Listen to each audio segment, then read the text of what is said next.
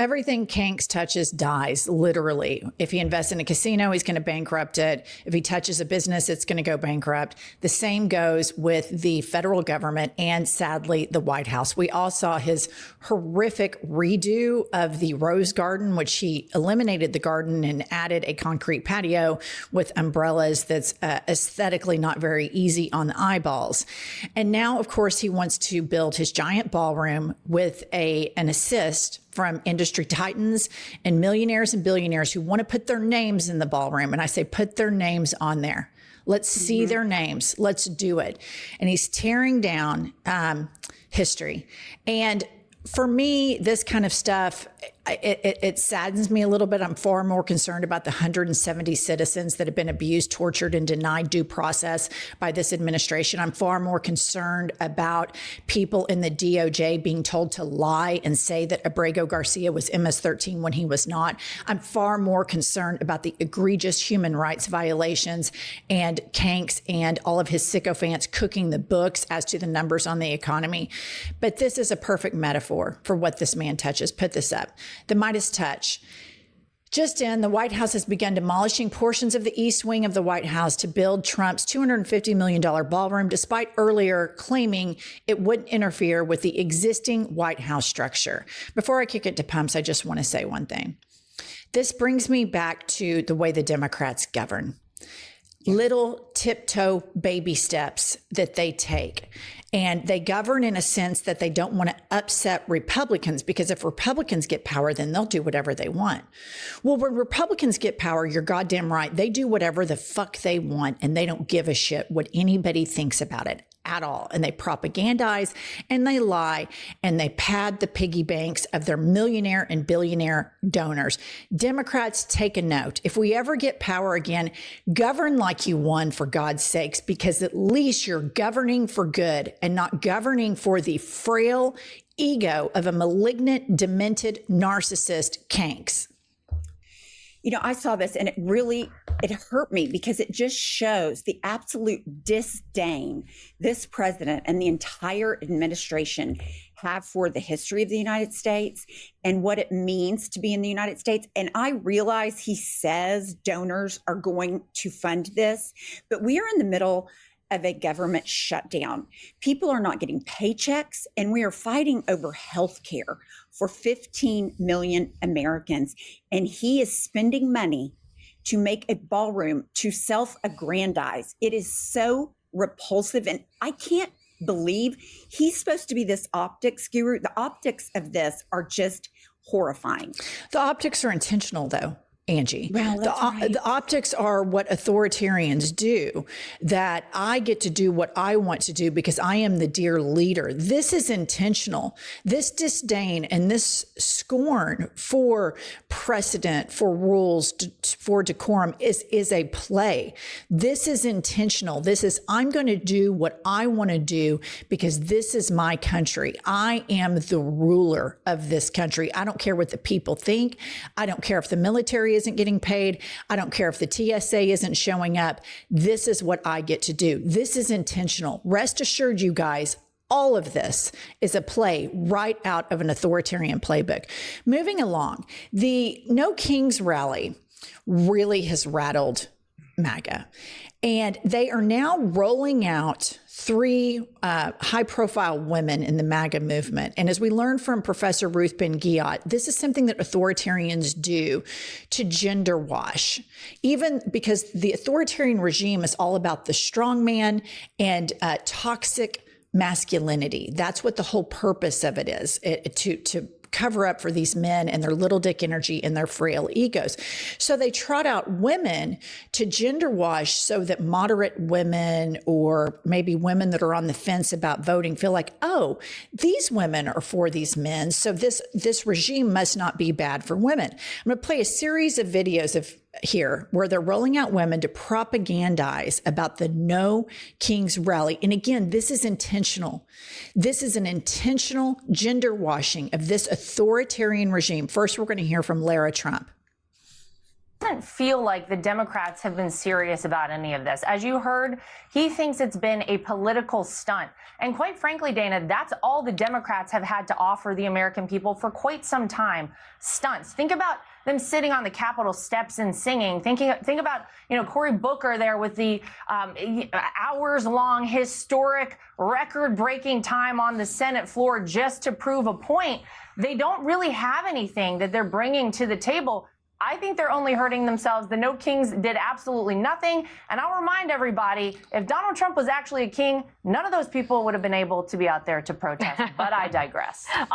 Okay, moving along. Then we have Representative Lisa McClain. You'll recognize her. She's always standing next to little Moses Mike Grinder Johnson. And here she is with more propaganda and gender washing this toxic masculinity, little dick energy, authoritarian regime. Play the clip. You really believe that the approximately 7 million attendees who participated this weekend, according to the organizers, hate the United States of America? Well, look at what they're standing for. They're standing for communism. They're standing for anti-Semitism. Just take a look at the rallies, right? This is the party of law. The Republicans are the party of law and order. Okay, stop her right there. The Republicans are the party of crime. Yeah. They voted for a convicted felon that the first thing he did was pardon people that beat up cops that are convicted felons themselves and took a shit in the Capitol. The only communism I've seen coming out of the United States of America comes from this administration that is having the government buy parts of companies and partner with. The only crime that I'm seeing from any political party is this MAGA movement. But this gender washing and this lying and trying to hold people that stand up for the human rights of Palestinians and call them anti-Semitic for criticizing a war criminal. Benjamin Netanyahu is really rich, and these bitches are playing a part that at some point those knives will be turned at them. This is a movement that lives at the height of toxic masculinity. And here's Joni Ernst. This is a moderate in the MAGA movement. Play this clip.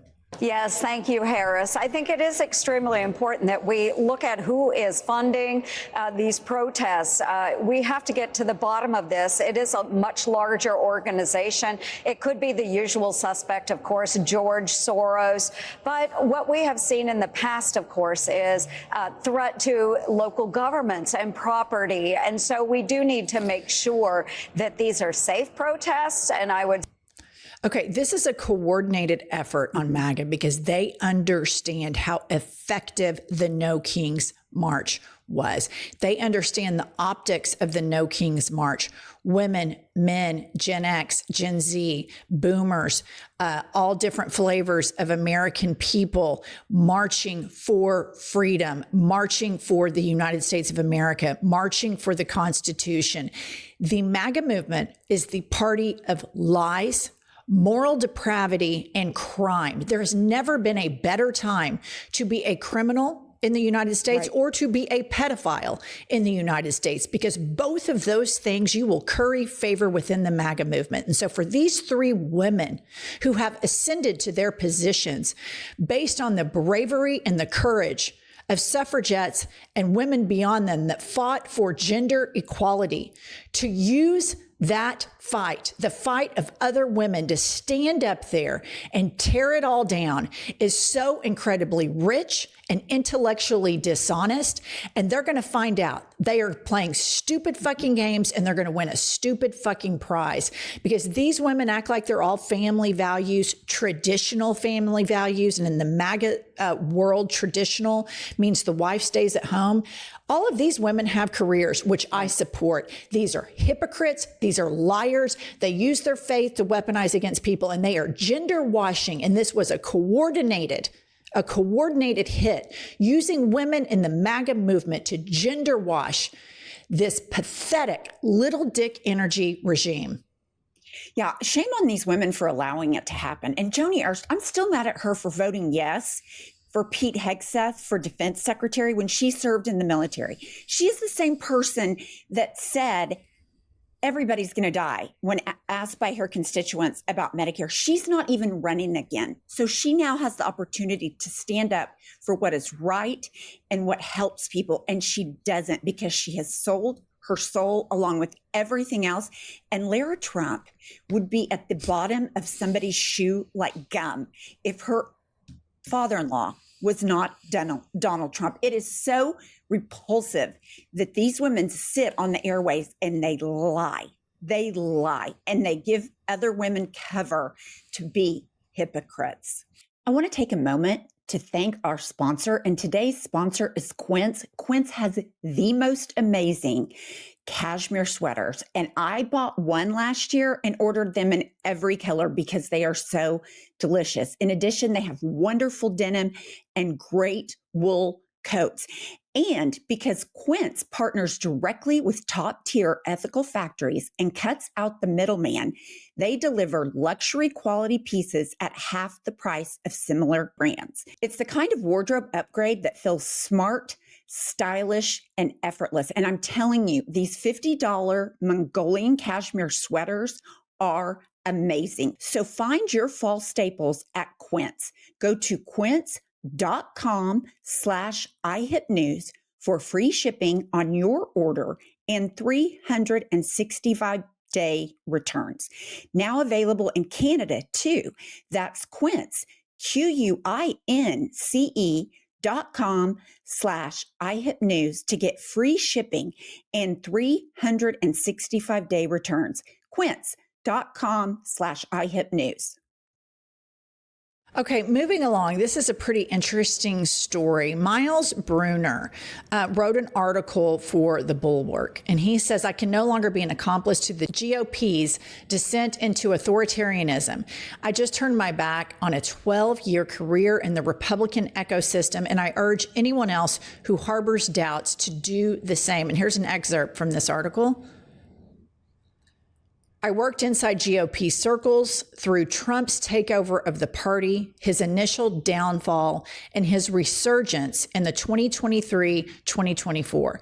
At every step along the way, I rationalized, compartmentalized, and found excuses to stay tethered to the party, even as I grew to believe it was undermining the foundations of our constitutional republic. But over the last few months, the compartmentalization and coping stopped working to silence my conscience.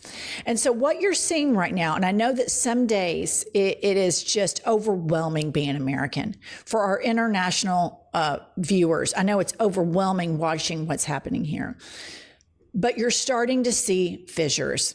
60 Minutes, and I encourage everybody to go see this. Whistleblowers are coming out about what the DOJ is doing, that they are lying to the courts intentionally, that they are asking U.S. attorneys to lie to judges intentionally. And there are some people that may be conservative and they may be Republican, but they have integrity and they have a spine and they will not bend it. And so this guy, Miles Brunner, good on him. And we need to amplify these voices, because at some point, these people were good, not like leftists or progressive, but probably had a sense of decency and a sense of right and wrong. The brazen immorality on display by Kanks and these others, you have the failed drag queen, Lil Smokey, saying he doesn't care what happens to people that the United States military illegally executes. That's on purpose.